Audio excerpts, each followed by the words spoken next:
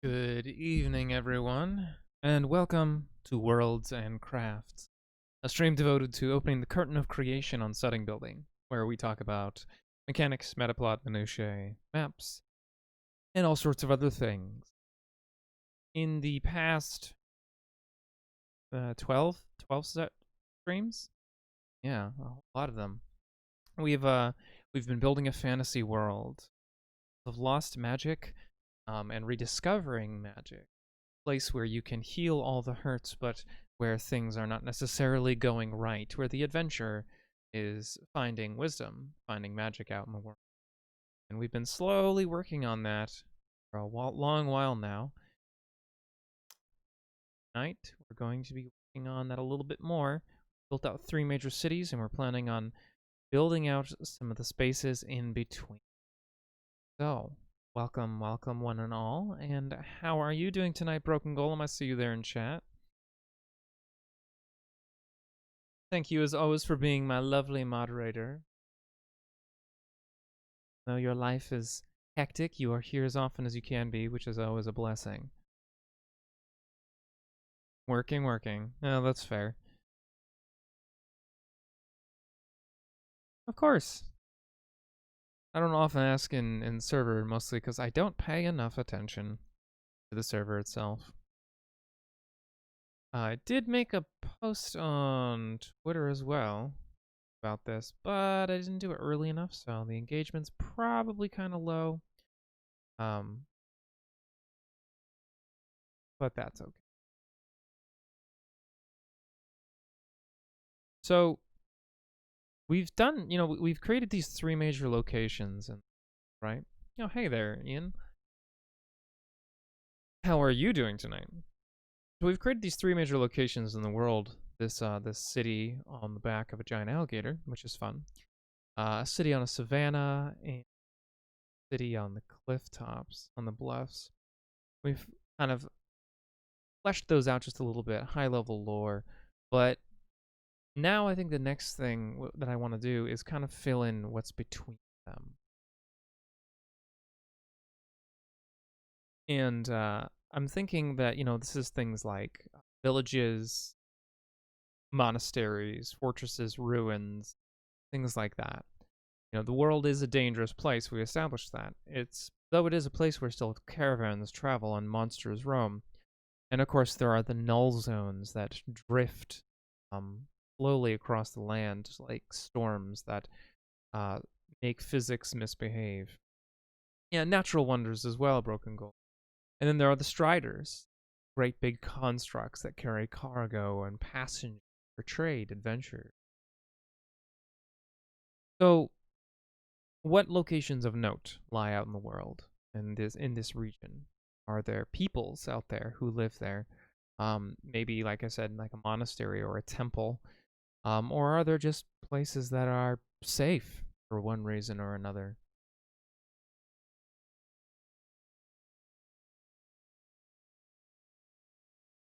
So that's kind of what I want to work on tonight. But before I do, I wanted to mention that this week we are going to be supporting Red Opera. Caps Lock was on. And it is a Dungeons and Dragons setting that you can learn more about on Kickstarter. I believe it involves intensely warlocks. I haven't read too much on it, but it looks pretty exciting. I've just been real busy. And of course, warlocks are, frankly, one of the best things of Dungeons and Dragons. They're just, everyone loves magical sugar babies, right? So, check out Red Opera on Kickstarter. There's a link in the chat. And hello there, Carrying Comfort Studios. Hello. No, really, it is the best thing to come out of there. How are you doing tonight, Wes?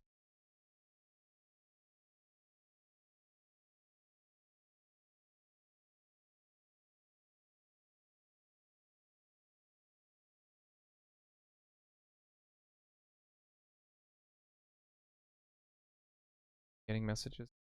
Spouse. Right on. I've been shamelessly just browsing Twitter all day. getting really distracted, doing some housework, taking care of the dogs, but mostly that, doing a story outline. I really have some other work I need to do, but you know, got distracted. Well.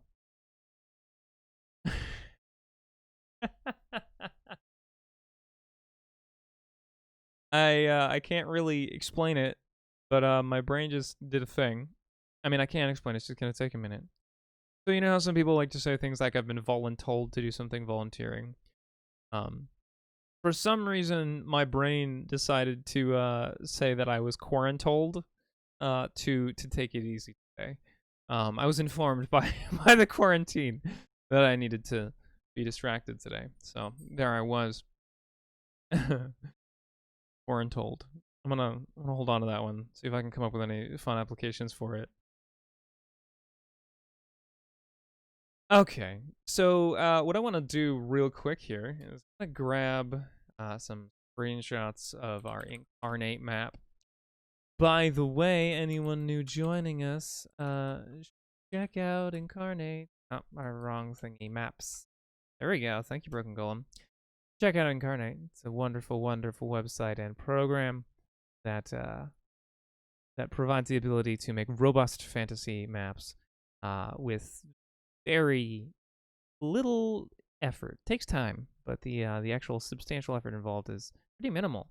Very easy to use, very accessible, and I love it. We'll go more into that in much greater detail tomorrow during midday map making. Though tomorrow I am gonna have to cut it off early. I'm only gonna be able to go for an hour. I do have an appointment in the afternoon to keep, so it's gonna be from noon to 1. But I'm just gonna tag that screenshot up for the world so far. Drop it into our document.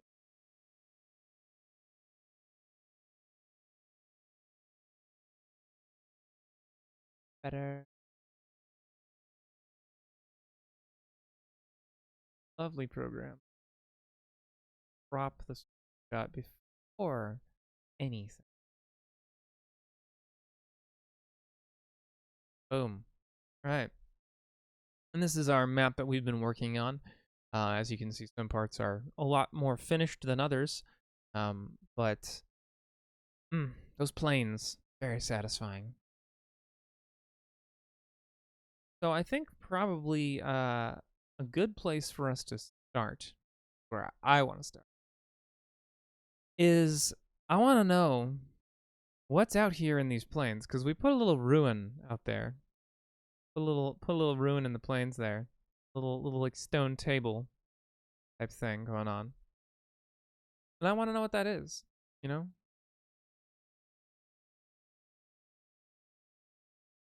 There let's zoom in real far on the image and paste a shitty thing, but there you go. Warning. I'm gonna curse a lot, but yeah, there's this lovely little stone thing. Different. That's a better. There. Okay. So you know, I'm thinking that that's got to be something, and maybe it's not anything we're gonna flesh out. After all, the city on the savannah over here does have some very spooky City of the Ancients type vibes going on. You know, so maybe this is merely an extension of that we can flesh out. Maybe it's related to the deep ruins beneath the city. Or maybe it's something else completely.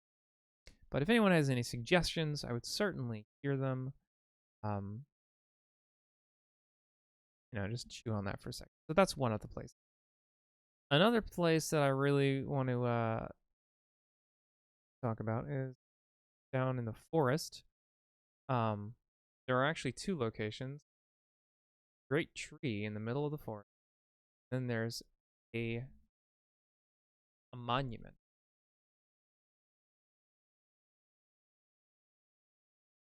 A big old obelisk. Stone Obelisk. Then there's a huge tree. That's many times the size of other trees. Other than that, I don't really have anything else on the map that's in glaring need of addressment. Um, but yeah, those are some places we should definitely flesh out a little bit. Did I just do?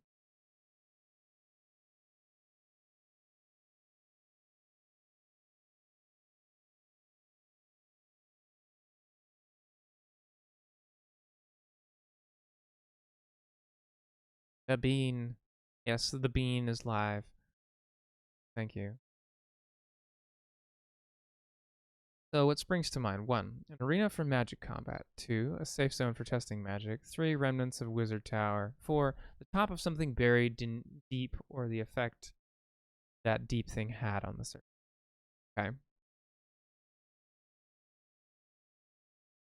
So that could be interesting. I like the idea that maybe it's that maybe it was a site some peoples used for some kind of ritualistic event, you know, whether it was combat or otherwise.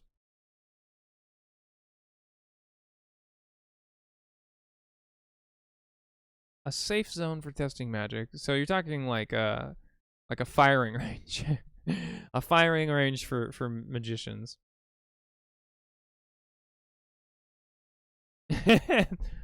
Home of the stone elemental. Does it remind you of that? Are you gonna go there with your commander and or your captain or whatever your HQ and gain some experience?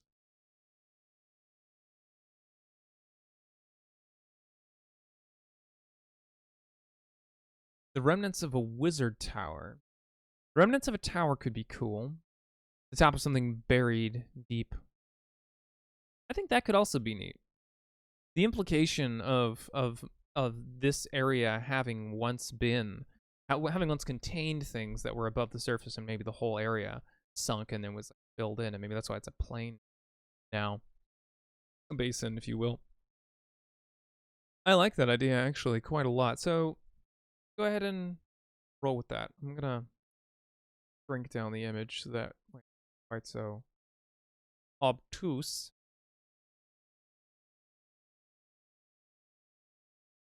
Uh, let's go and add something to a location underground has resulted. Excuse me. The ruins here are broken and battered by the elements, and what remains of them are merely the tip of the metaphorical iceberg.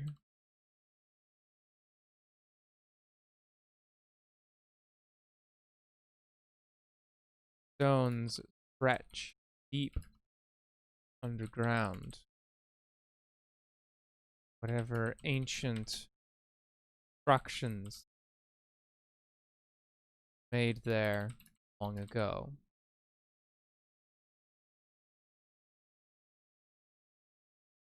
This space, excuse me, this large flat stone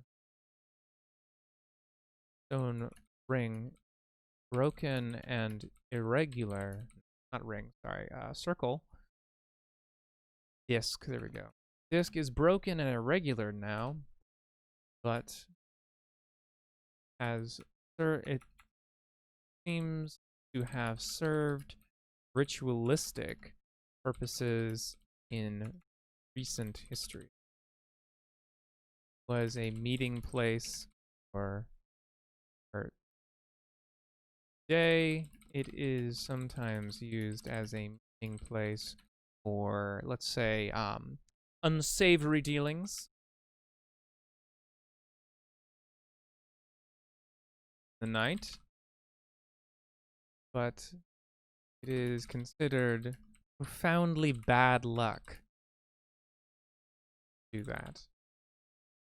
And others still make pilgrimage to the site, believing it to be holy. I like that. I like it a lot.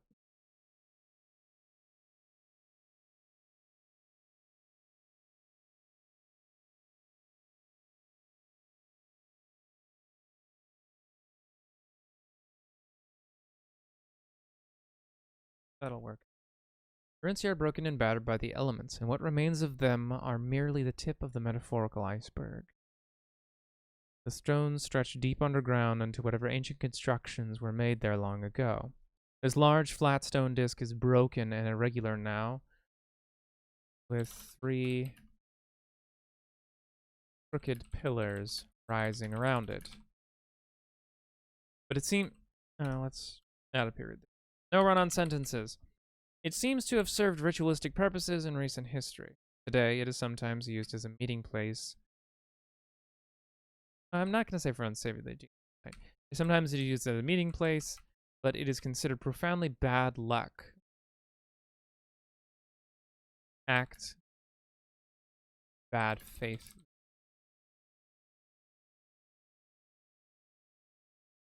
Others still make pilgrimage to the site, believing it to be holy, sacred. Now, is it sacred to any particular power? Or is this maybe one of the locations where there's a godstone? Just nobody knows it yet. Or nobody knows for sure.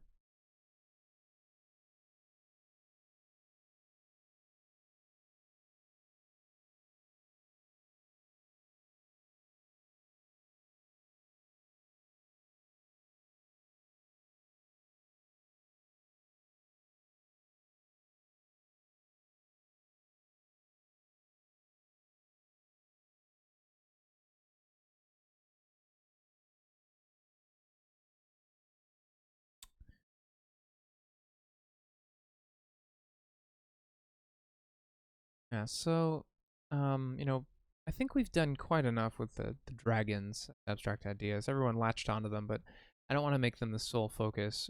We need to move away from that. So let's go ahead and let's just add, there is a rumor that one of the godstones buried at, or somewhere at this site, or in this.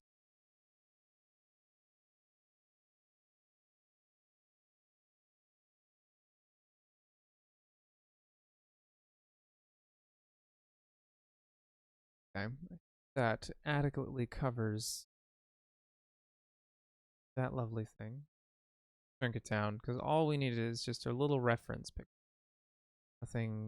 Nothing phenomenal.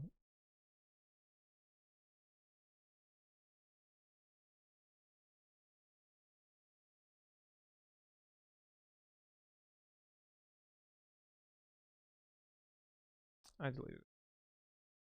Rip.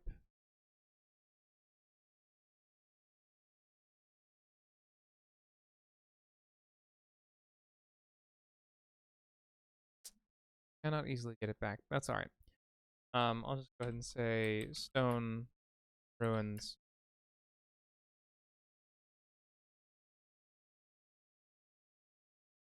I like that. There's rumor that one of the godstone, or there's rumor that either a clue location of a godstone or a godstone itself is buried. The ruins here are broken and battered by the elements, and what remains of them are merely the tip of the metaphorical iceberg. Stones stretch deep underground into whatever ancient constructions were made there long ago. This large, flat stone disk is broken and irregular now, with 3 crooked pillars rising around it. It seems to have served ritualistic purposes in recent history. Today, it is sometimes used as a meeting place, but it is considered profoundly bad luck to act in bad faith there. Others still make pilgrimage to the site, believing it to be sacred. There is a rumor that either a clue to the location of a godstone or a godstone itself is buried here. I like it.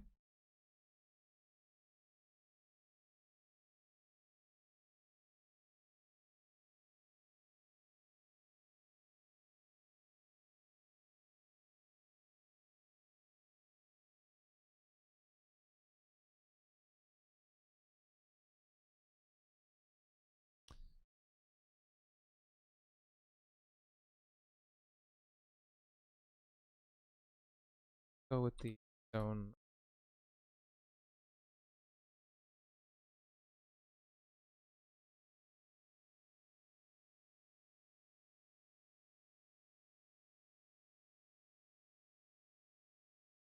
Great.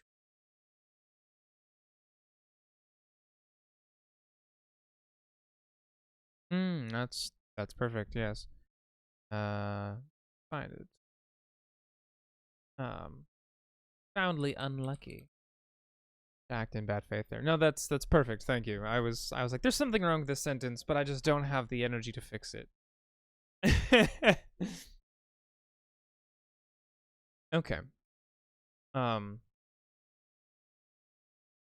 Obelisk. And then the Great Tree. So I think it would be fun if the Great Tree is sure. It is unknown how old the Great Tree is, but it is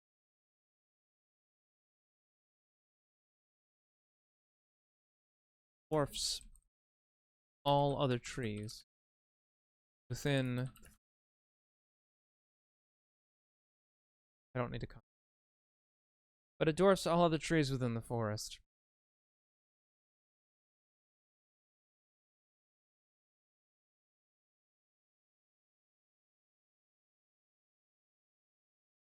Possibly. I was thinking that it would be cool if this tree was kind of something done with intention. Like, I don't know, maybe at one point maybe this forest was like the site of a terrible event in ancient history. Like really terrible. Maybe a war, a battle, and where the great tree is. I was thinking that the great tree maybe was planted as a way to sanctify that area. Maybe there was some, like, evil thing that was unnatural. Yeah. So it's unknown how old the great tree is, but it dwarfs all other trees in the forest. Ancient myth claims that the tree is planted on the site where an outsider is slain. Its corrupting influence was undoing natural order region. So let's say a sprig from the world tree or the mother tree or something was planted there.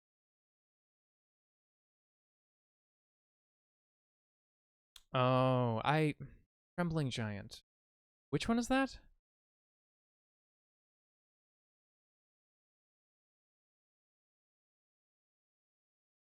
Oh, okay. That one. Yeah, and that's not in the Pacific Northwest, I don't think. That's in Utah? Or is it in Oregon? Actually, it might be in PNW. I don't remember.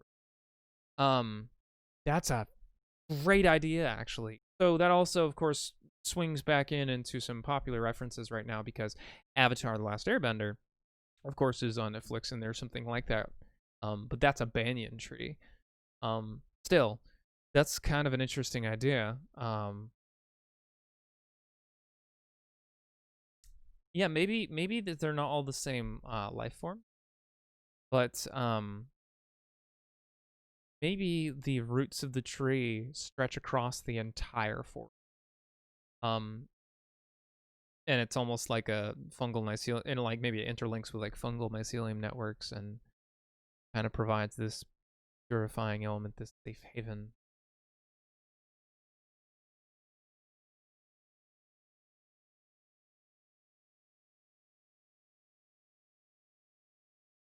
It is unknown how old the great tree is, but it dwarfs all other trees within the forest. Ancient myth claims that the tree is planted on the site where an outsider was slain. Corrupting influence was undoing natural order in the region until a cutting from, call it the sacred tree, just have it be one of those obscure references that is kind of mysterious, kind of creates a story seed if people want to try and figure it out. Was planted there.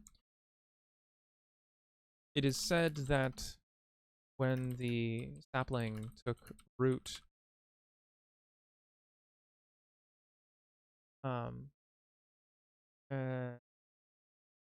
sapling took its roots spread across the entire basin. An outsider. Hello there, your big dad.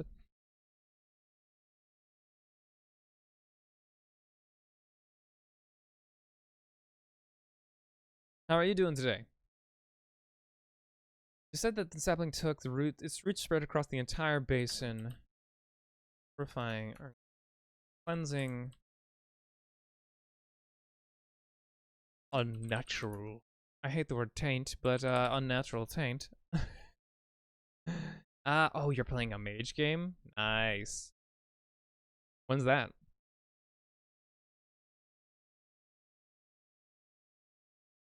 Oh, you're running it. Well. Somehow I missed that you run mage. I'm sure I knew that, but yeah.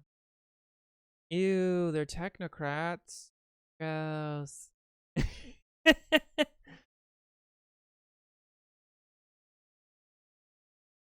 Yeah, I mean, that's fair. I mean, there's a lot of things that I say ew gross to because their philosophy wigs me out, but they're a lot of fun.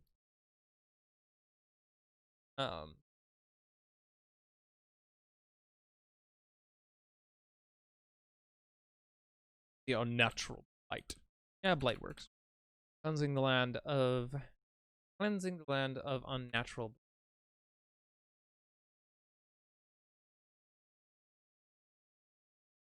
Also said that great tree is the reason why forest is a safe haven.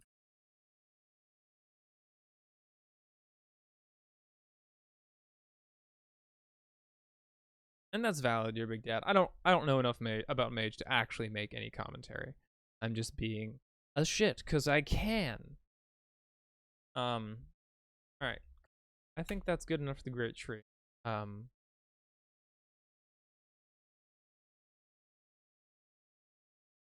Obelisk. Maybe that's a memorial.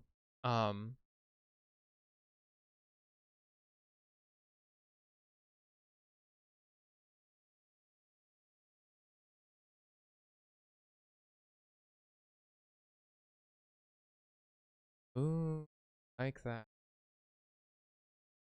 Interlopers in forest often get the sense that they are being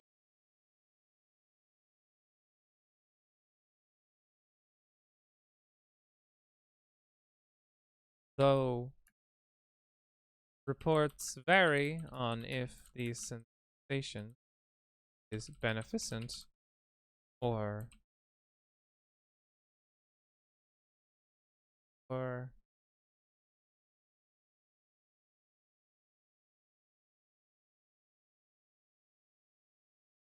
some claim that great knows what is and will protect you. Your intentions.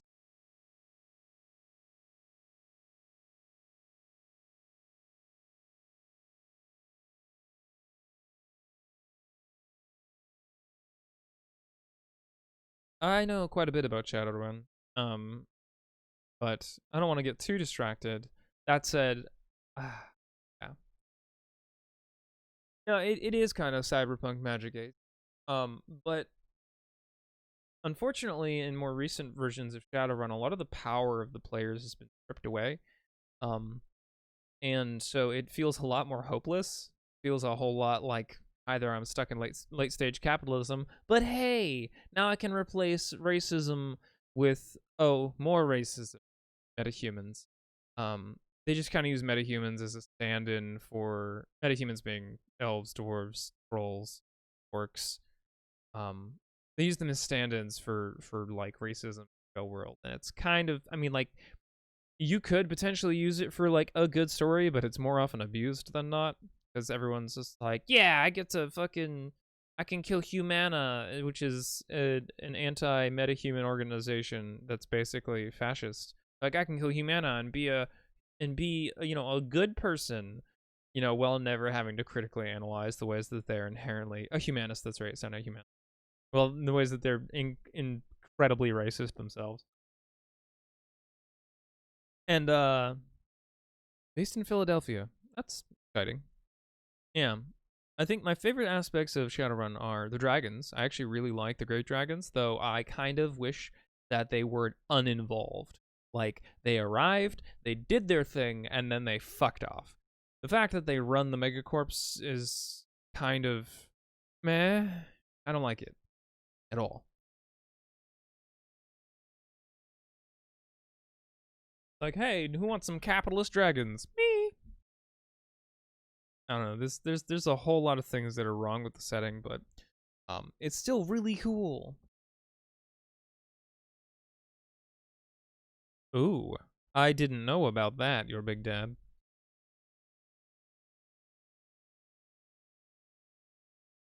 The company that has the license right now, isn't that Catalyst Game Labs?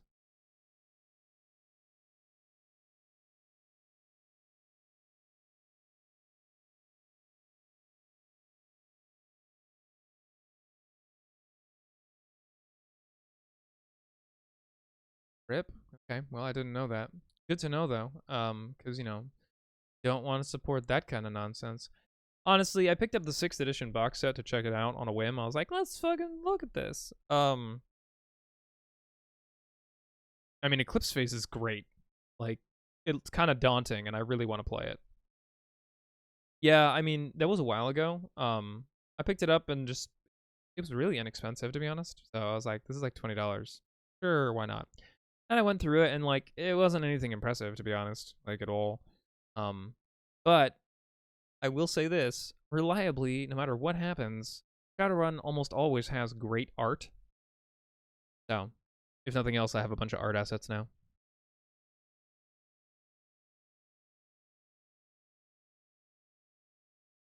Chilling in a box. Um, but yeah, the last version I played before was 4th edition, which I actually enjoyed.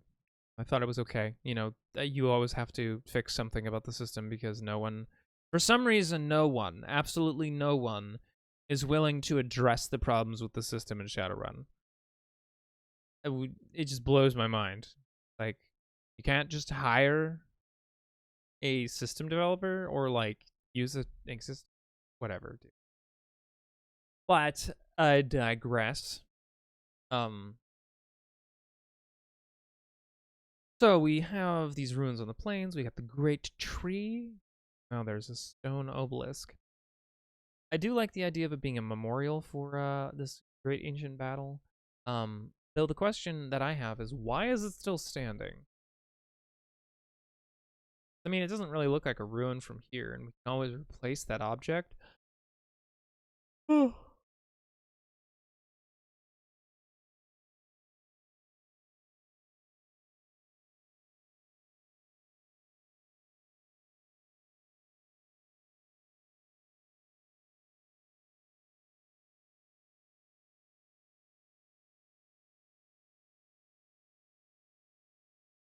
First to exist until the tree is cut down.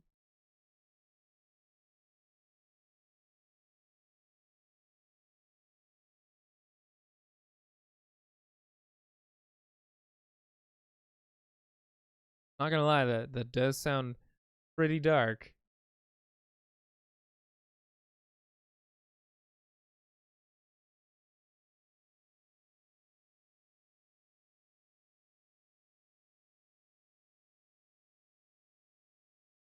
Ooh, I like the idea that someone comes and maintains it as well.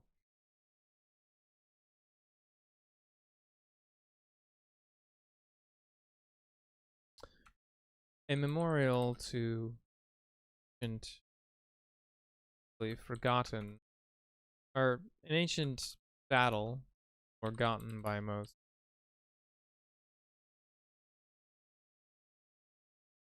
Because I'm a nerd, it's made of something ridiculous like maybe it's coated in glass. I mean, realistically, even though glass is fragile, it is definitely also very resistant and hard. It doesn't really weather very easily. It takes a long time to weather glass.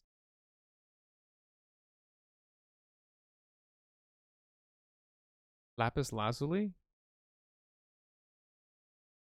I actually don't know what it's made of. It is a metamorphic rock. Semi-precious stone. That could be really cool. I was thinking obsidian initially.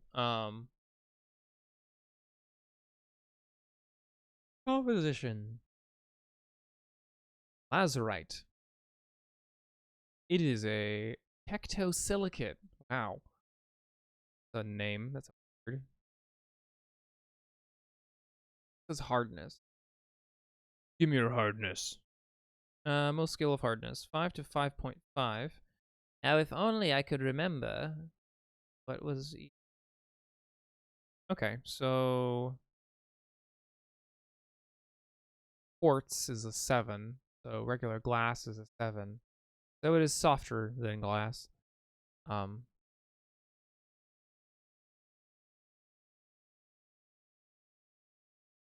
Diamond is a...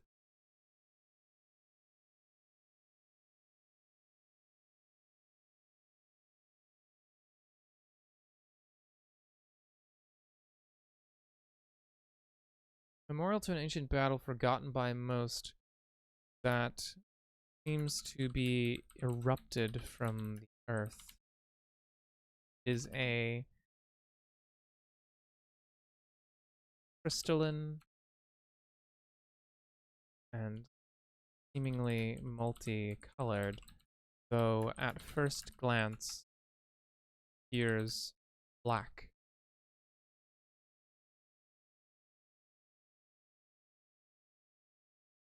There are names inscribed, or there is ancient script inscribed to the pillar.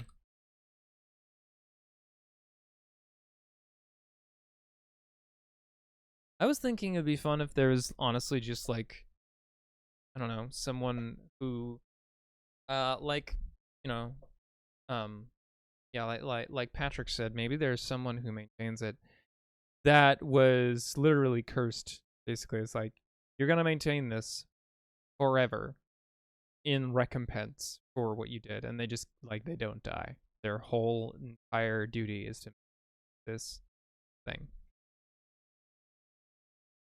That's really dark, but at the same time, it would be interesting because that means you have this like ancient, this like unfathomably ancient sage with scrupulous, with kind of odd motives, not odd motives, uncertain ethics, who just like lives in this forest. There's an ancient script inscribed in the pillar that only one's or that is supposedly a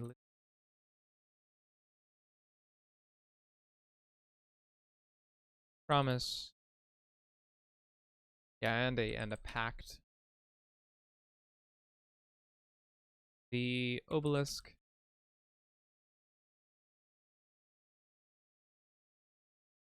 by seemingly immortal light that roams the woods, has done so hundreds.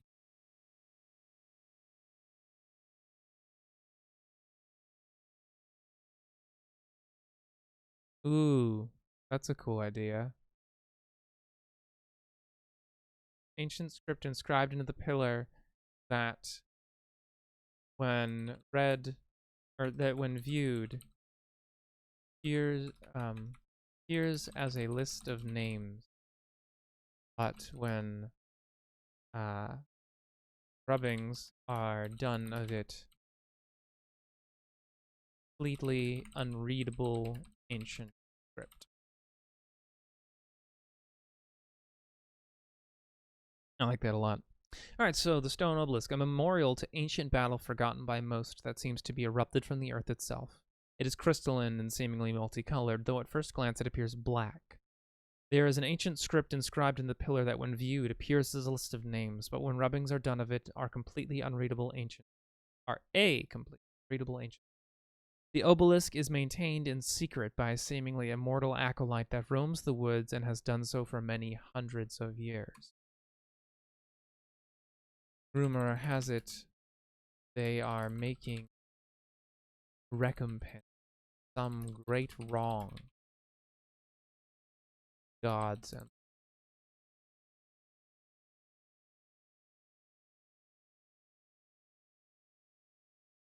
I like it a lot. Cool. Alright, so I'm gonna remove the image now.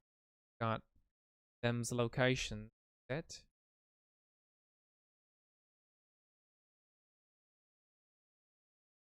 Right.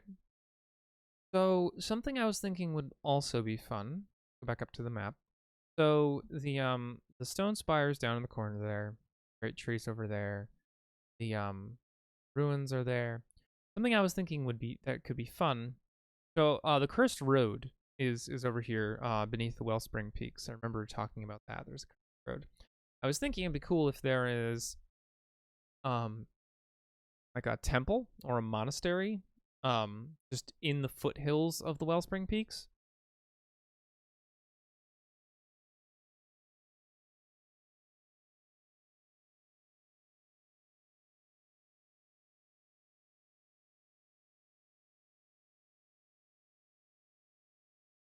That whole cursed road thing, because I don't remember exactly what it was.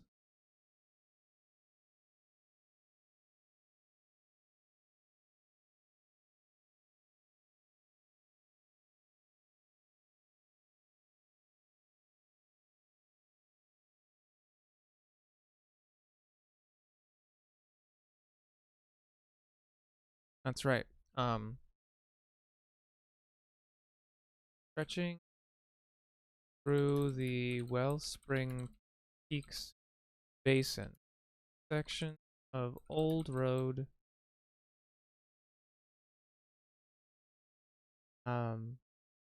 First, only the foolhardy or desperate travel it. Not even striders go near it unless they must. Has been this way for so long that the road itself is barely a road any longer, but instead a stretch of land. Stretch of haunted land.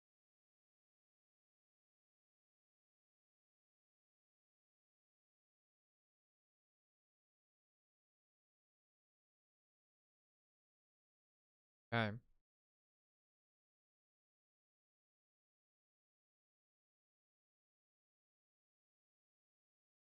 But why?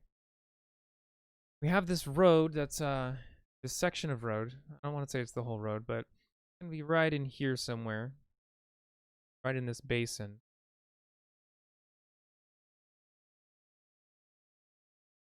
Why is it cursed though? Maybe there's just a null zone there.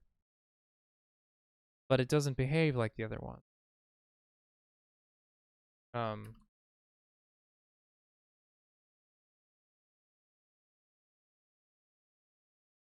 Maybe death doesn't hold sway there.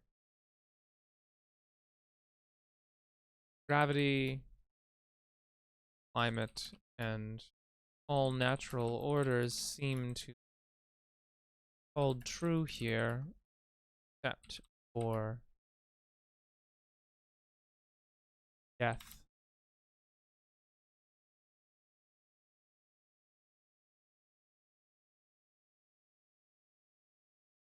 Ooh, I like that too. I like so your big dad said, I like the idea that some malevolent being maintaining paths along the road to lure travelers to its lair when they get lost.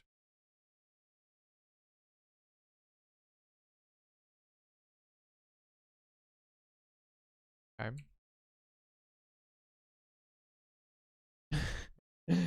I'm just so lonely and hungry.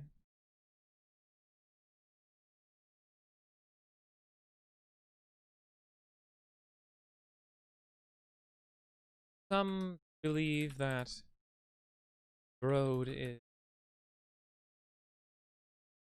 but all signs point to physics, climate, the natural order functioning just fine here, except for one thing. Dead do not stay dead.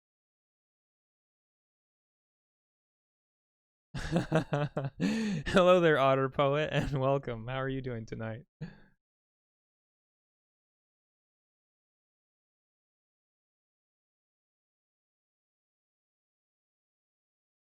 I like your name a lot, because otters are the best.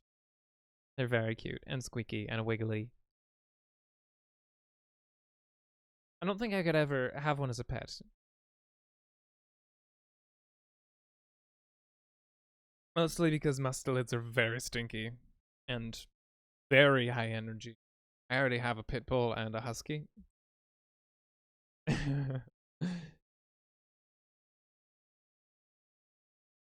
let's see, the dead do not stay dead, and there is something else that lurks there.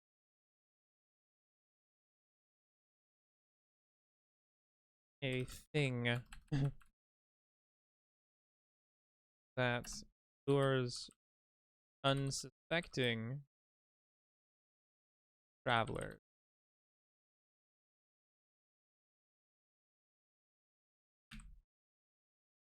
For a snack. Okay, so go back up to our map. So that's the Cursed Road, and this is all high level lore stuff. We're gonna dive deeper into some of this stuff at later times. This is all just kind of using a fractal effect for where we start with base concepts, do some lore expansion, and just kind of continually do that to the whole world, then slowly add more things so we have stuff like. So we have a fun location up here, First Road.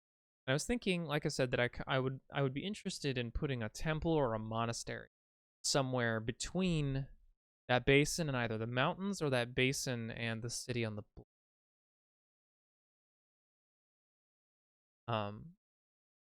Kind of like I said, monastery or temple. And the gods are all trapped in stones, and buried throughout the world. So that's something. That's another thing altogether. Otter Poet said, you could also play on player expectations. The Cursed Road is actually the hideout of someone or something that uses its reputation to keep people away. That's actually not a terribly bad idea. I like that. The reason I say that is because some of the themes of this setting are life unaffected by civilization contains magic that becomes lost through the effects of that civilization. It is an untamable force that dies when. So, what if there's a spirit of some sort that lives there and it has kind of created this elaborate ruse to keep people away, to keep civilization away, so that it will not fade?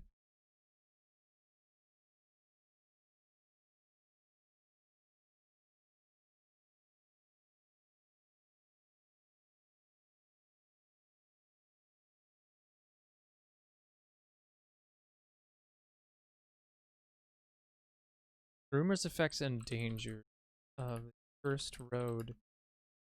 Keep away traveler. Civilization. As it is completely aware of what Civilization does.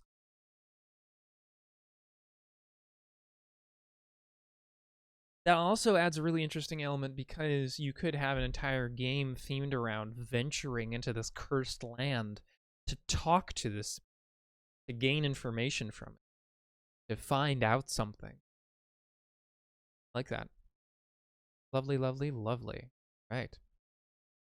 Let's bounce to monastery. Monastery or a temple. Temple or safe haven. Where should it be?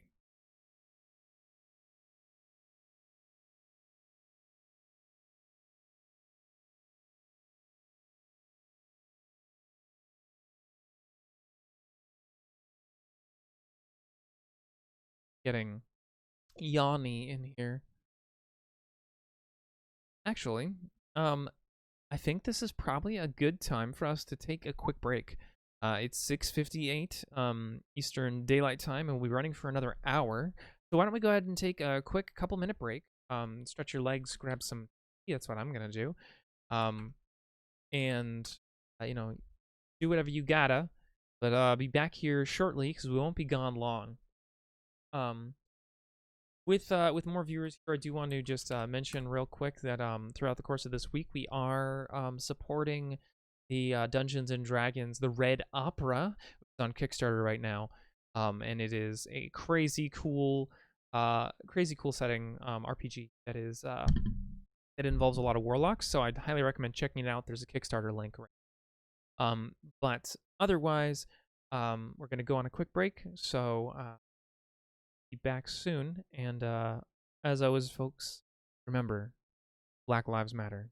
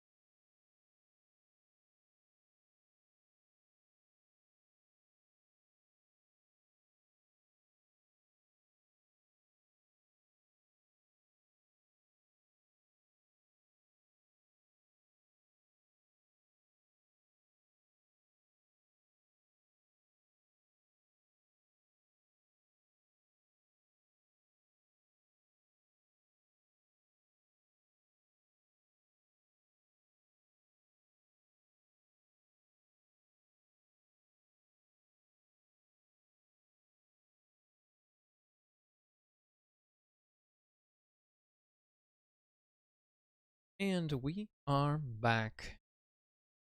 More building and things. Okay. Got me some tea. Lovely green tea. I forget what that's called. Shiny stuff. Gold flake. Bluebird mug. Is cottage core. Fuck. Water. So, because I'm.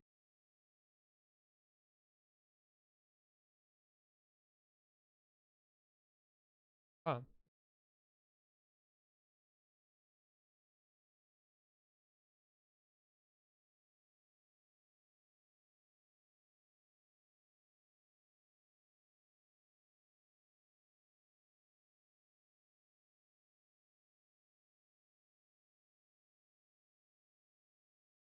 I don't know what to do with this monastery temple thing because there's so many options. Um,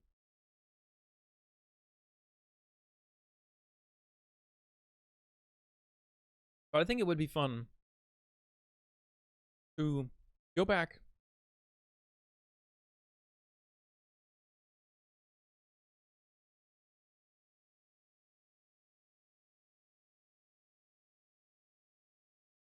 Interesting thought. What if the monastery is nearby to the cursed road and they know?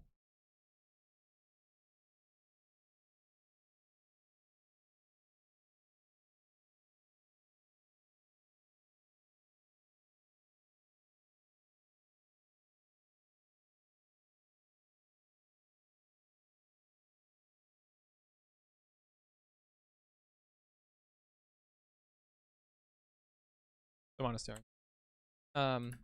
Order of maybe they're Luddites. An order of Luddites that out a simple foothills of the Wellspring Peaks. That would be great. An order of Luddites that eke out a simple living in the foothills of the Wellspring. Of the Wellspring Peaks.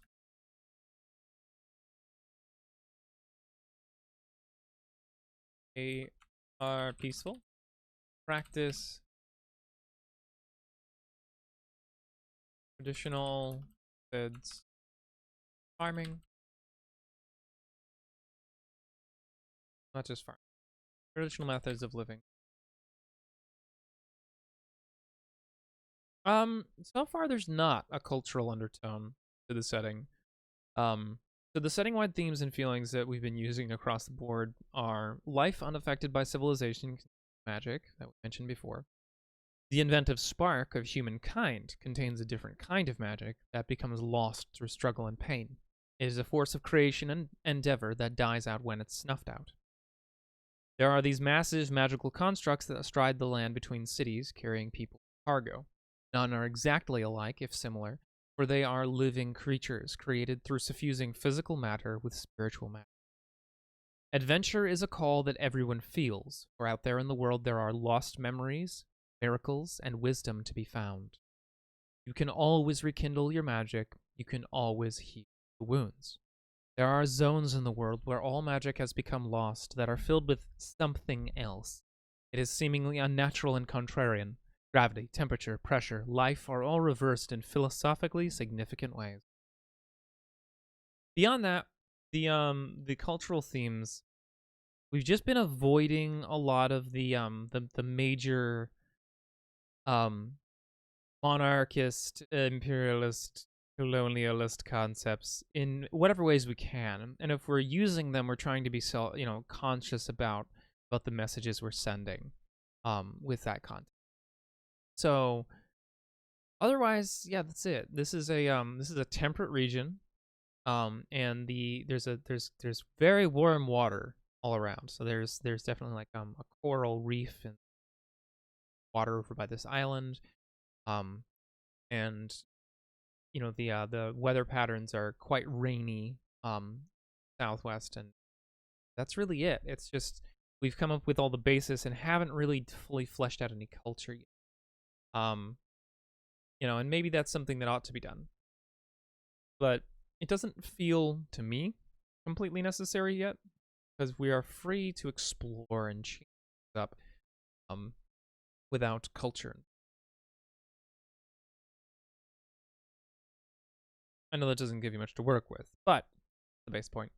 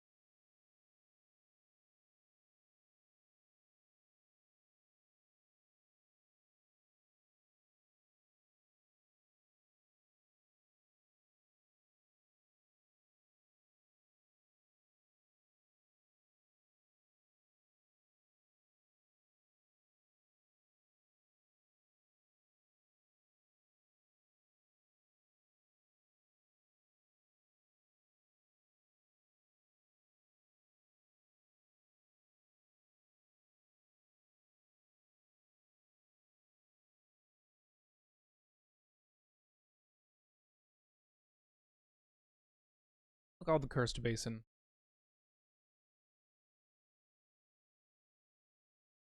Okay. So, an order of Luddites that eke out a simple living in the foothills of the Wellspring. They're peaceful and practice methods of living that are low impact upon the world around them. They do possess wells, walls, and buildings, but everything else is either cultivated in a natural form or harvested. The monks of the order are commonly met when they help those who have become lost or hurt in the cursed basin, and seem to possess the ability to pass through the basin unharmed. The result, speculation on their secret power is rampant. The secret power of respect!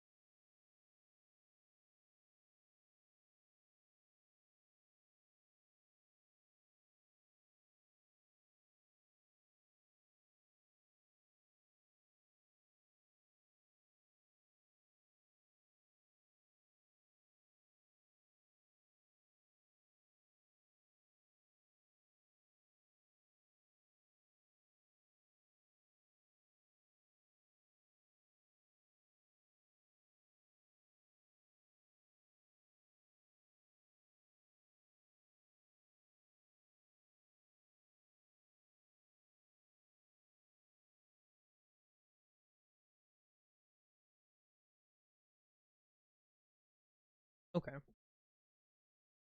Does anyone have anything they would like to add to this monastery in order to get a name?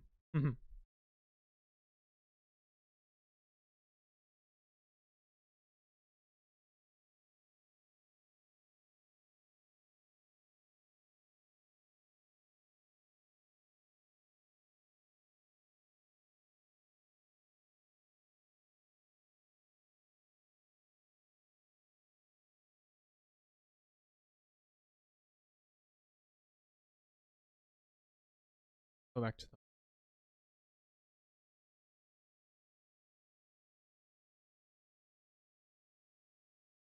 Those who are new to the stream, map making program, we website incarnate.com. It's a web program, a web app, I guess, that you it is very robust and also very easy to use. And I'll demonstrate more about that tomorrow. But this map here, work in progress. All of the work on it has been done with Incarnate. At noon tomorrow, we'll be doing midday maps, noon Eastern Daylight Time, and I won't be doing the normal 2-hour session. I'll be going for an hour because I have some. But yeah, Thursday we do map making based on the content that we build here, and it takes a lot longer to build maps than to build out content, frankly, at least by hour. So.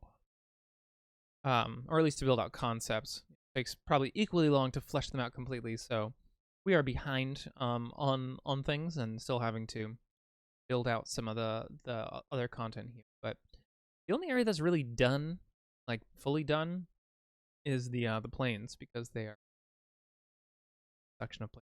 But we've got our area in the Wellspring Peaks kind of building out in a fun way. So we're going to be able to add some new locations, which I'm personally looking forward to. I really want to expand this and make it interesting. Fill in some of the gaps there. Give it some something visually unique, not just more.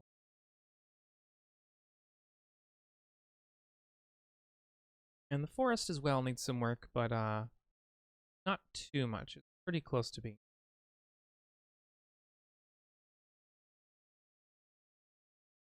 Okay. So what we've created so far is we have 3 major cities.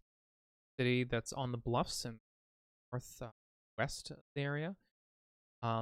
There is a city on the savannah, all the way around this bay, right over there on that island in the river. And then we have a 3rd city, which is a roaming city. It moves on the back of a gargantuan alligator. So that's fun.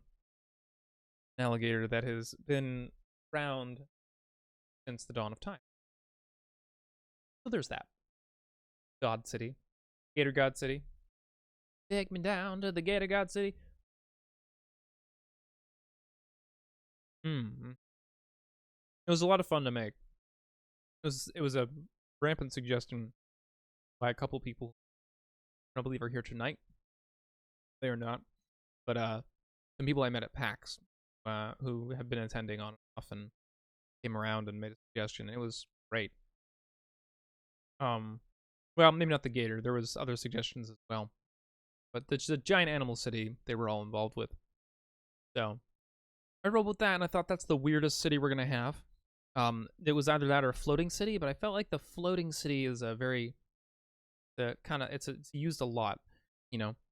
So like, let's go with the less used path. Got those locations, and then we've been building out some of the points of interest. Not all of them, some of the major ones. There's the ruins here on the plains, which run deep into the earth and battered by the elements. Big stone disc pillars. They serve all kinds of purposes now, though some believe that they are a holy site. And there's a rumor that there is a clue to a location of Godstone, or a Godstone itself buried.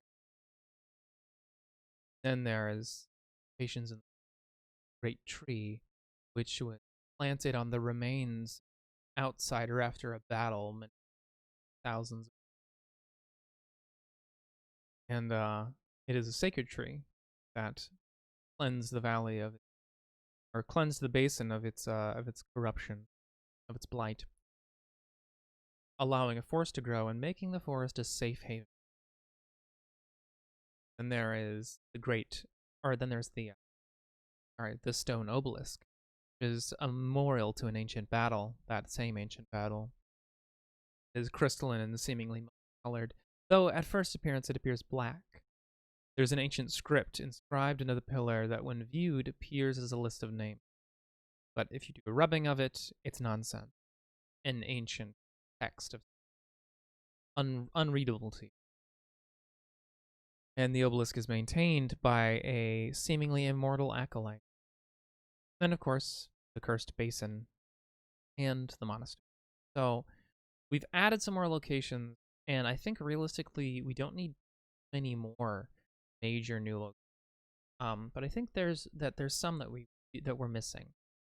Some ones that I think would probably stand out.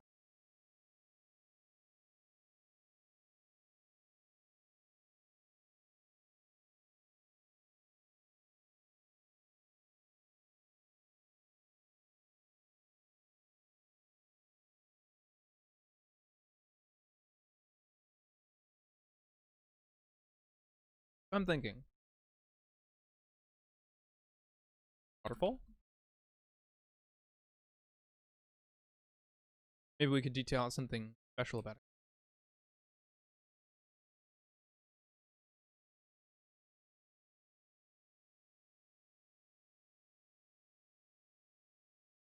Maybe a sacred site. There are certainly sacred sites all over the world.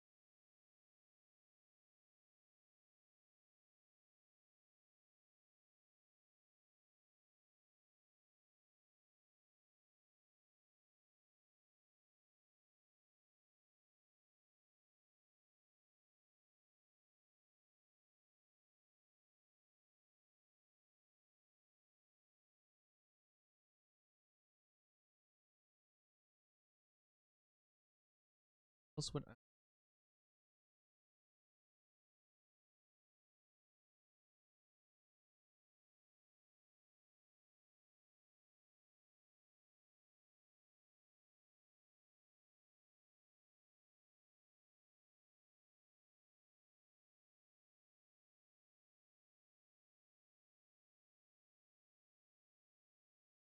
grove of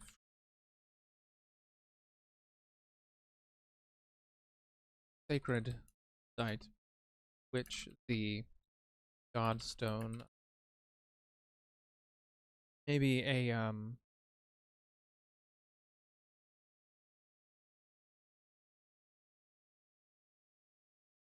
sacred site housing a Godstone.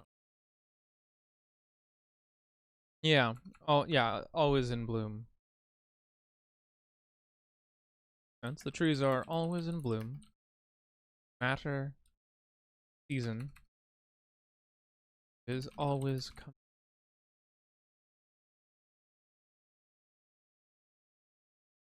The Godstone there houses deity of, say, farming, maybe of growth, nature, farming. To find them, you must understand natural state, or you must understand the trees. So I'm thinking maybe, it's some kind of puzzle. Like, you know that they're there, but if you can't pick out something that is like wrong with the trees, then you won't understand where the Godstone is.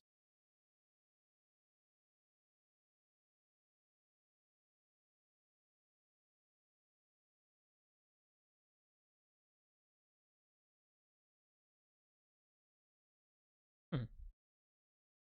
That's an interesting idea. Soft water.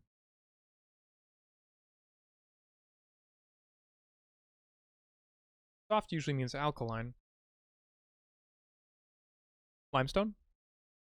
The Thames.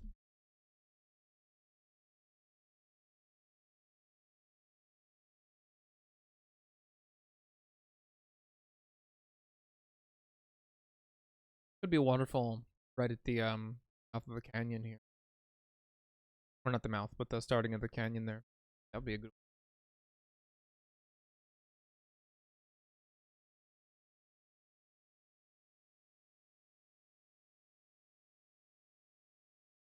northernmost portion of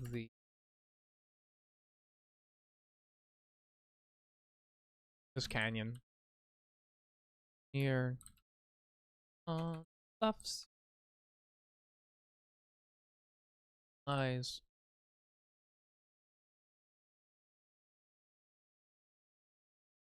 large water at cascades.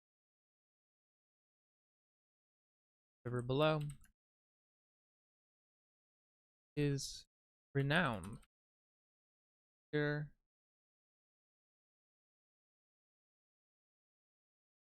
I like the idea of there being a. It is renowned for its clear water. Or yeah, it's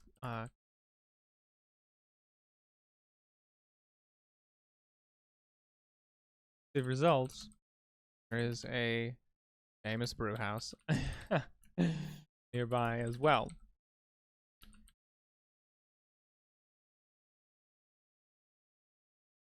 To which riders from all over travel, both for personal reasons and for the constant stream of trade.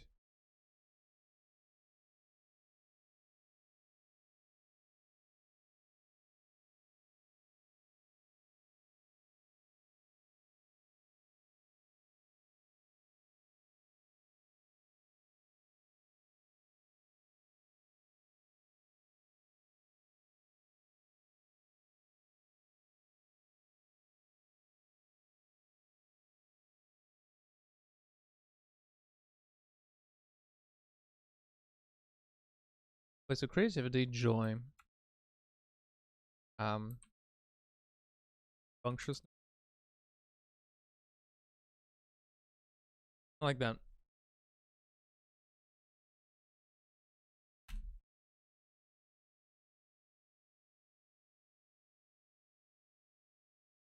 Hmm.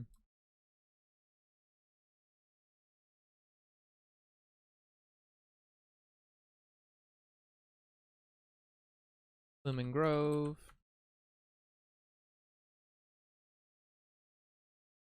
Clearwater Falls. I like that a lot.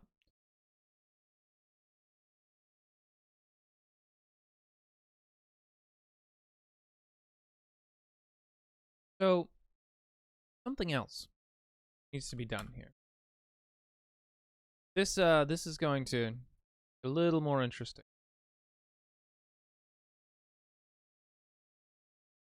We really do need to come up with some more high level lore for the Godstones, because we're running into a point where we need to be able to place them in the world, or have whoever's running a game in this setting or writing a story in this setting be able to place them where they like.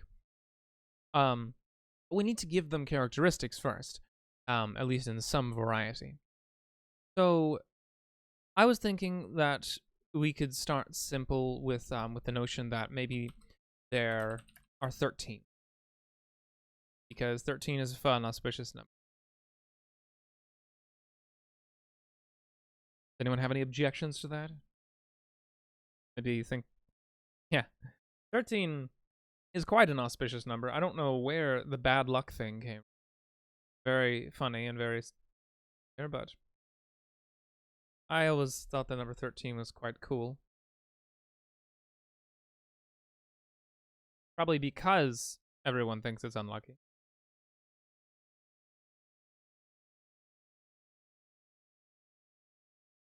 Alternately, the number 7. I think prime numbers in general are satisfying. And the number 7 is another good one. But I feel like I kind of want there to be more Godstones, like a lot of them. Maybe some of them are more powerful than others. So maybe there are 7 major Godstones. And there are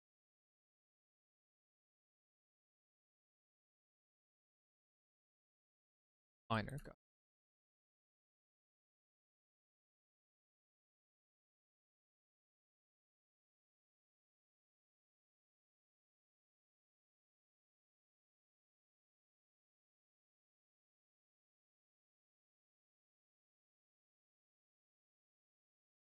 Not 7 actually. Well, either way, let's cover some of what they could be. Domains of power. So let's say growth, fertility, harvests, bounty, joy, other domains that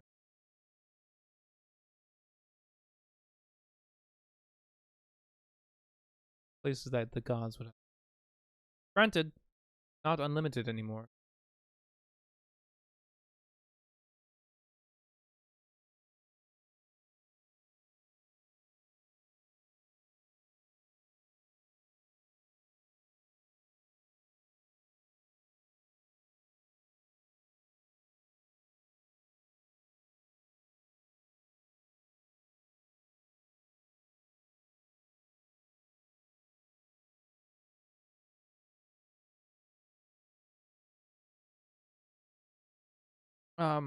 Well, we're not talking about any specific lore. When I say domain, I mean dominion. I mean, influence.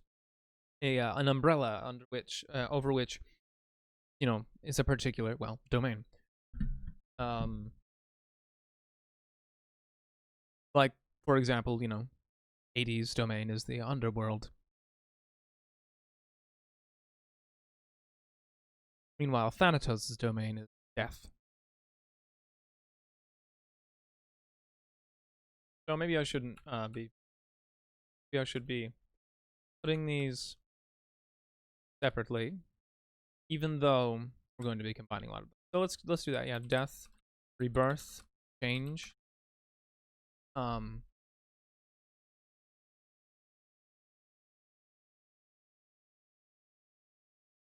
we should probably do the simple things like earth,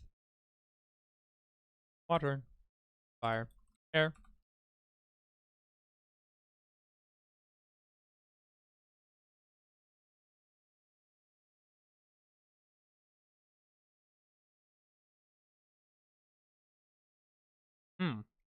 Fine question as well. Should we be using the element system? Should we be using the alchemical element system? Or should we use the Chinese element system? There are other ones as well, but those are the two most prevalent.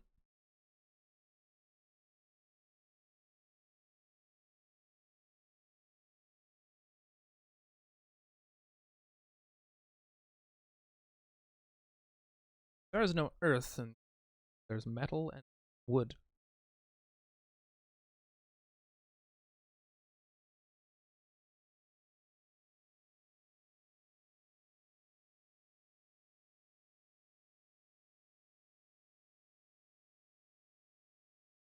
Which is interesting because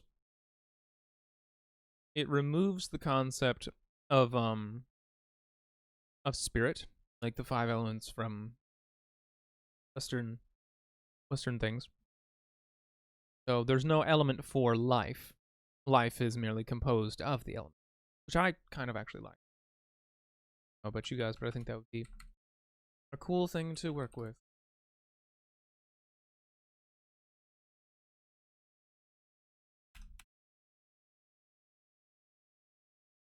Birth, fertility, harvest, bounty, joy, death, rebirth, change, wood, metal, water. Well, that's true.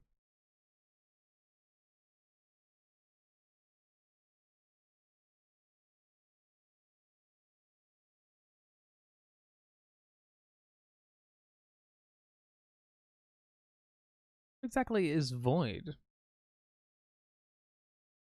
does it represent?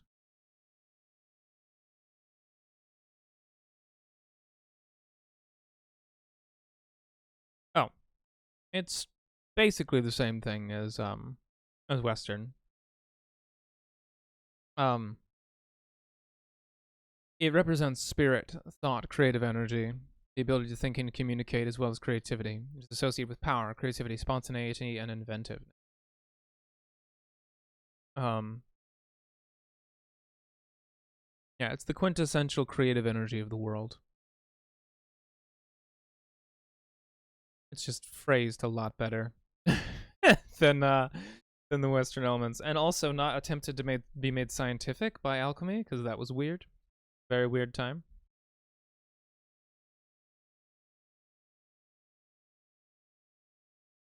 Let's see what else there is. So I suppose also have we have new beginnings, right? Joy, death, rebirth. What about freedom? Roads.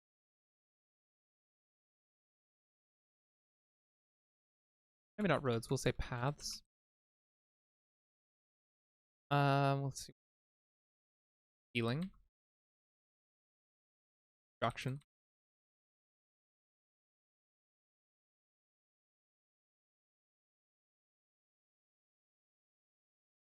Growth, fertility, harvest, bounty.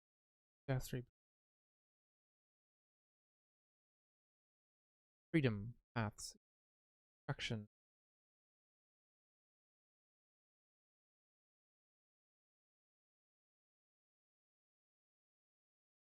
This is getting confusing. How about we go with the set of domains of power. Say elemental.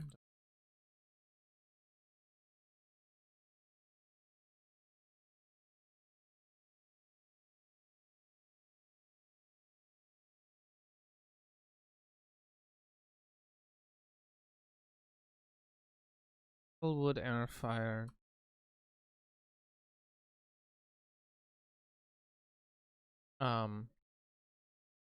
The major philosophical domains. Let's call them the philosophical domains, which are, I would say, life, death, time. Is the concept of time is in fact philosophical because it's just an aspect of space. So maybe it's change instead. Life, death, change.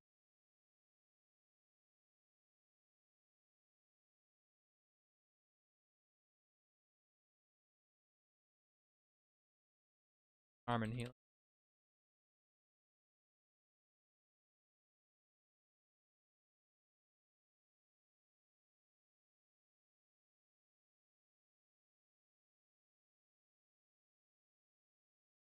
I like this. Beginnings, endings, change, harm, and healing. That way we don't have the weird wording overlap of life and death and harm.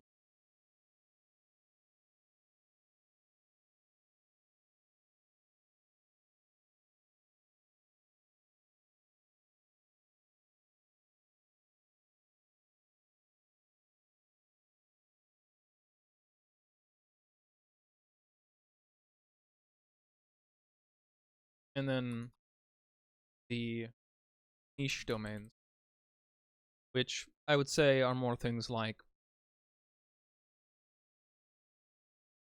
you know, what do humans need beyond beginnings, endings, change, harm, healing? Those are the basis of our lives. But then you have these more niche things um like protection, you know, which would include things like walls, like buildings. So maybe linked to civilization. Yeah, art and inspiration. Like that. Then again, actually, art and inspiration could end up in the philosophical domains. I like inspiration going.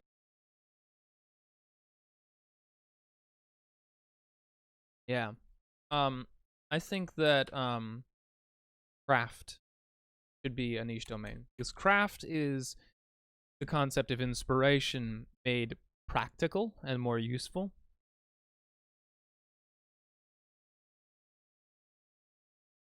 So then I would also say you have like farming.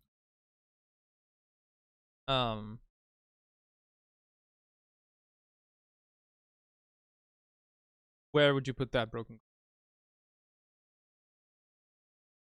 Son of a bitch! I just dropped a bunch of cookie. God damn it.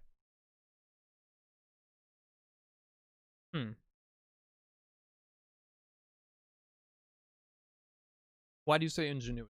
Just curious.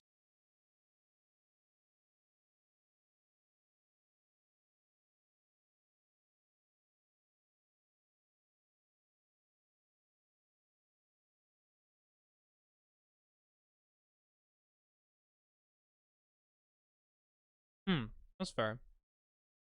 But it also means, well,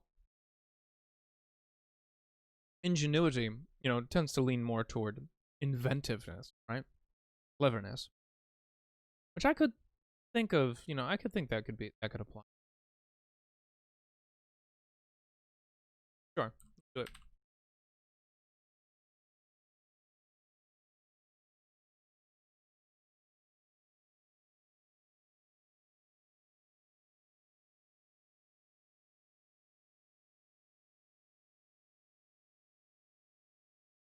I suppose in the philosophical domains should also go growth.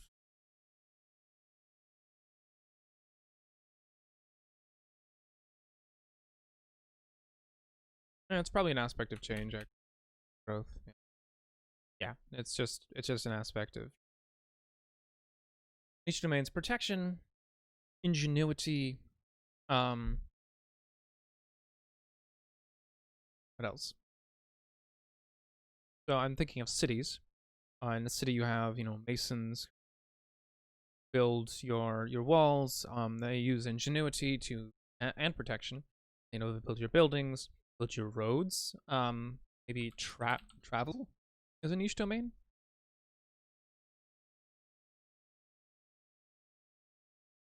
And you have trade as well. So maybe some god of commerce, or maybe a domain of commerce. Um, yeah, luck, and I would say I guess luck is a philosophical domain. It sure is. Yeah, we had talked about a religion around luck, right? So protection, ingenuity, travel, commerce. Um, there's another word for commerce that isn't so sterile. I guess you could just say trade. Agreements?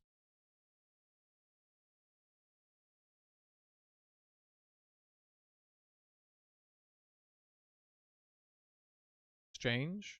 I like that. Exchange. Protection, ingenuity, travel, exchange.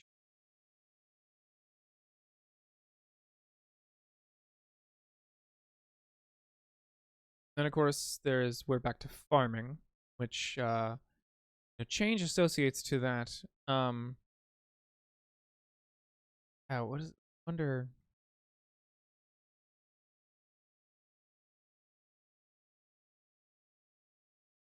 I think there should be a god of some kind of celebration.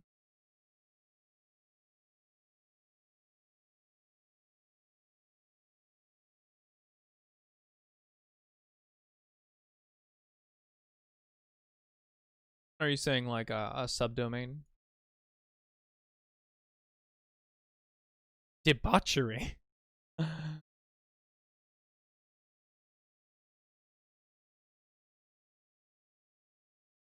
Excessive indulgence. That is technically a niche domain.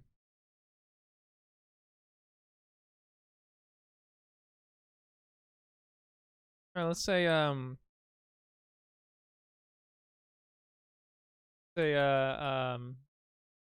exaltation, debauchery.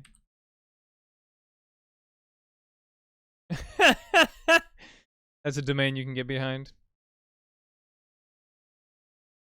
And you can get involved in that in that corruption, that vice, that turpitude, that depravity, that immodesty, that indecency, perversion, that iniquity, that wickedness. I hate that these are considered similar. Oh man, we live in such a world. But okay. So still thinking about the farming thing though. I just don't want to call it farming. Agriculture? Ooh.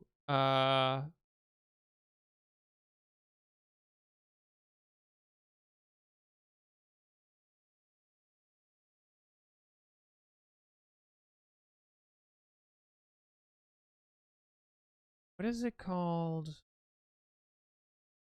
Another word for animal husband.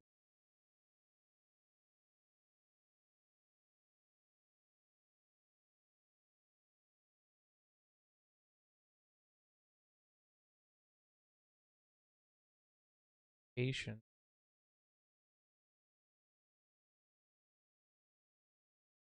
I just don't like the term animal husbandry. It's weird. Maybe something like herds.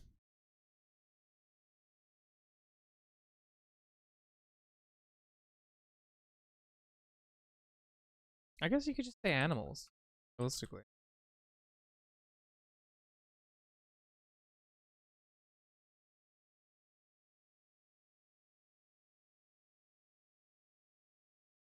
Maybe then just do plants as well.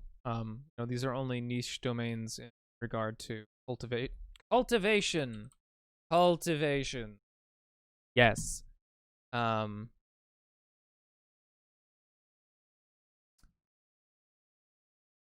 so we've got cultivation. Still looking for another. Yeah. There we go. But now I need another word for the animal thing. Animal husbandry. Other terms. Other terms for animal husband.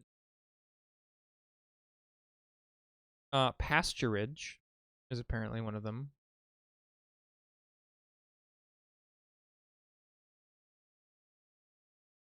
Farming, pasturage, ranching, animal culture, animal raising, animal rearing, livestock farming, stock raising. Agronomy?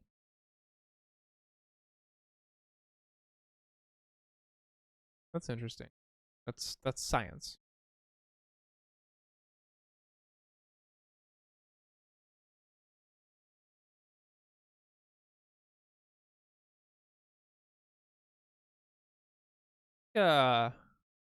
Pasturage is pretty dang close.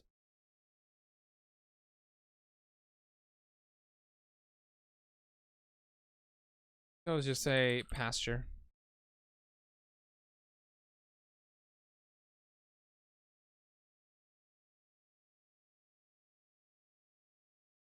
It's really not.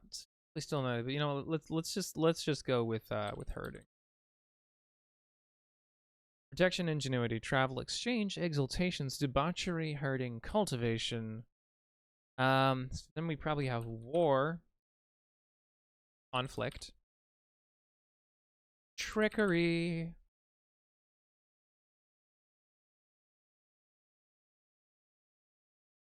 Oh, there's definitely got to be a god of language.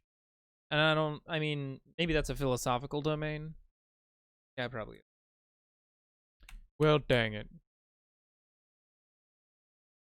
Because we're not gonna participate. We're gonna take our our contemporary sensibilities, knowing that language is an all-encompassing idea and not merely a written language, like we thought we were the only ones who had language. So now it's a philosophical domain instead of a niche domain.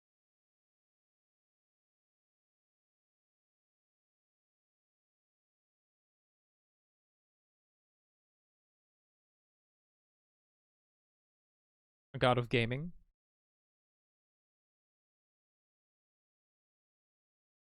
God of sport.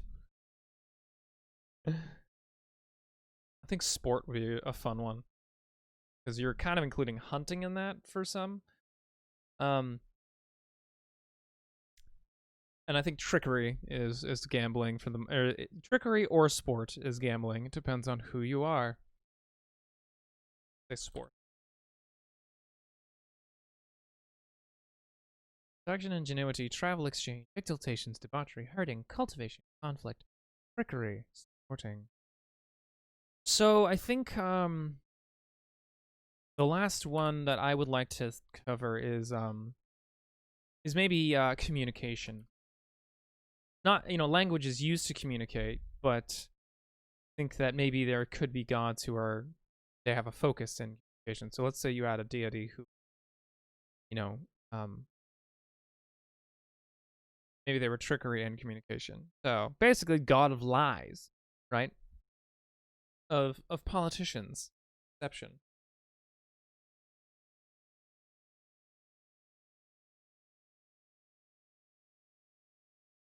Then again, that could be trickery in language, so maybe that's not necessary. Yeah, realistically, actually, I'm doubling on myself here because if you did exchange in language, that's just persuasion and good faith. All right, I like it.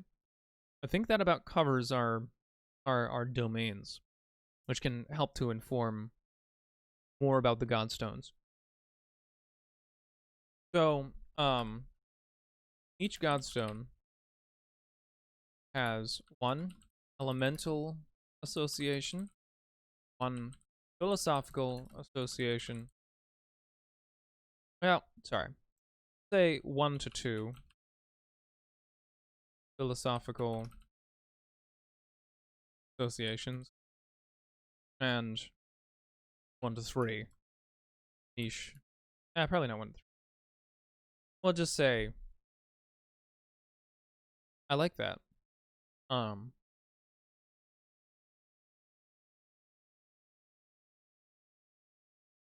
a number of niche. Just leave it at that.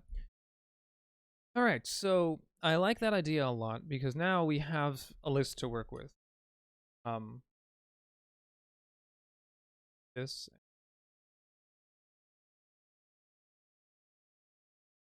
Now that we have a list to work.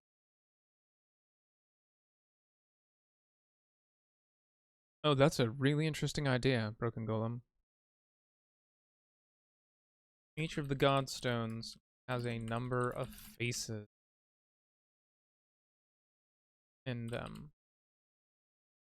more faces they have, more power domain. The expressions on the faces, the composition of the stone,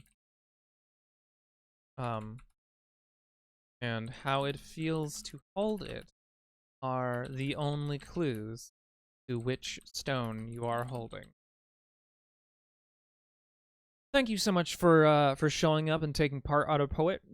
Please come back anytime. It's Wednesdays at 6 p.m. Eastern Time. Thanks again. I hope you have a lovely night. Ciao.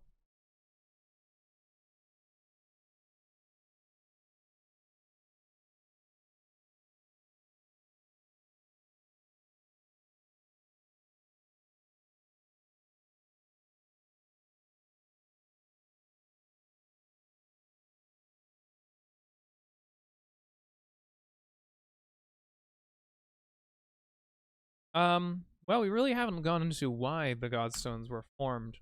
I thought it would be fun if they were maybe trapped in there by something once upon a time. Or maybe maybe it's all a part of some big magical contract they all agreed to and thought would be fine. And it turned out it wasn't fine. Another stuck.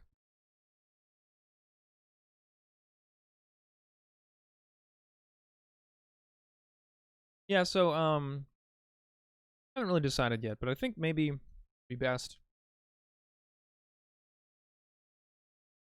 Perhaps they lend a bit of their power to the pact, and this is a physical manifestation. Your word has power. I'm confused by what you mean by that last part.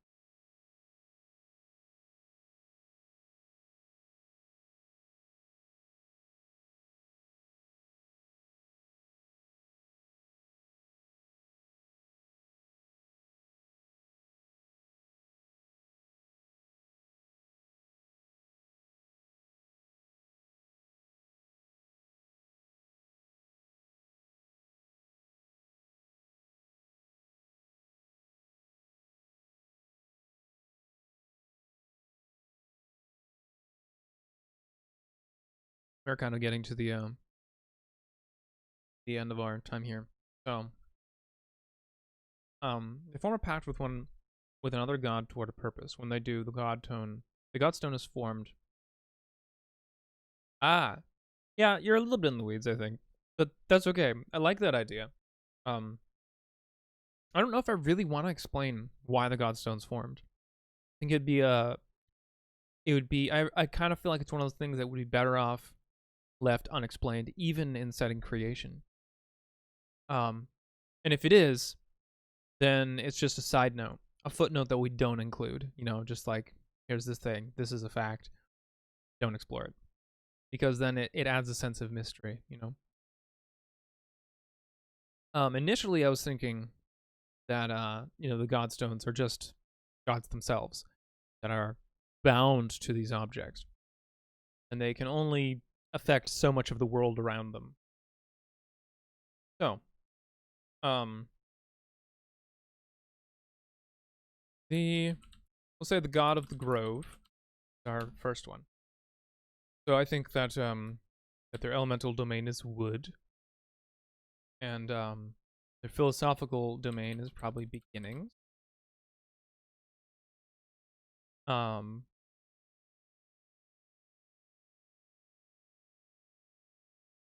Beginnings and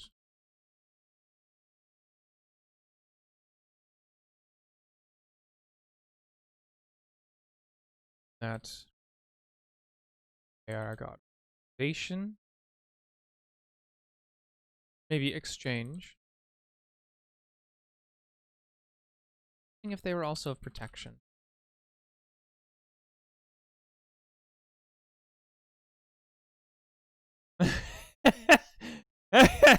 Is the godstone of the hernia of them exerting themselves to impact the world? Certainly hope not. So the god of the grove, their elemental domain is wood, philosophical domain is beginnings. Philosophical domains are beginnings and healings, and then their cultivation, exchange, and I think that could be interesting because it implies they have a lot of power to and I think that's what I wanted to go with the that one particular. But we are almost out of time, so I'm gonna just go ahead and start wrapping up here. I'm not sure who's watching besides my esteemed moderator here, Broken Golem, but as always, thank you for all of your input. It's always fun. I enjoy making stuff with you. So today we got to detail out some more fun things. Still got to get that public document going. I need to. There's been something of a bureaucratic delay. So do not fret. Still working on it. That said, thank you all so much for joining me tonight.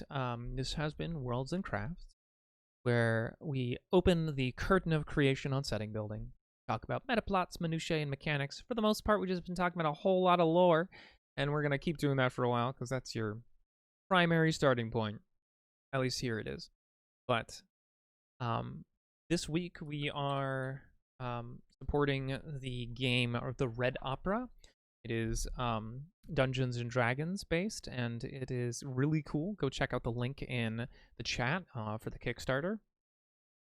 Other than that, every time we're talking about Worlds and Crafts, we're also talking about Incarnate, a beautiful mapping program that is available for the shockingly low price of $25 a year. Robust, it's wonderful.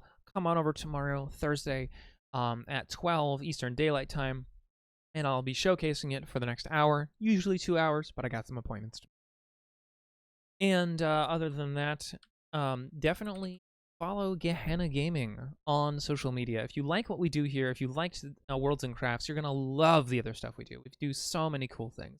So follow us on Twitter, follow us on Instagram, follow us on Facebook, on YouTube. And also, if you enjoyed talking to me and interacting with me, I am on our Discord, which you are more than welcome to join.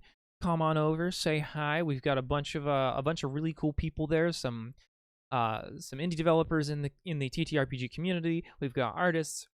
We've got designers. We've got just a bunch of nerds who all love gaming, and we're all excited for newbies to join. So come on in.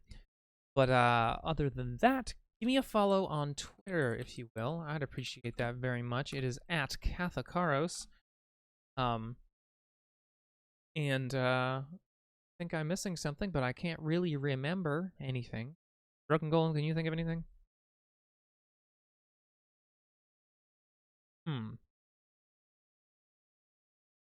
Well, I will say this. There's a new Scion supplement out that you should go check out. Onyx Path Publishing. Me throwing in an extra thing there because we love Onyx Path. We love Onyx Path. We love their writers. We love their content. So go check them out. And once again, thank you so much for joining tonight. It is always fun because creating is better with friends. And have a lovely night.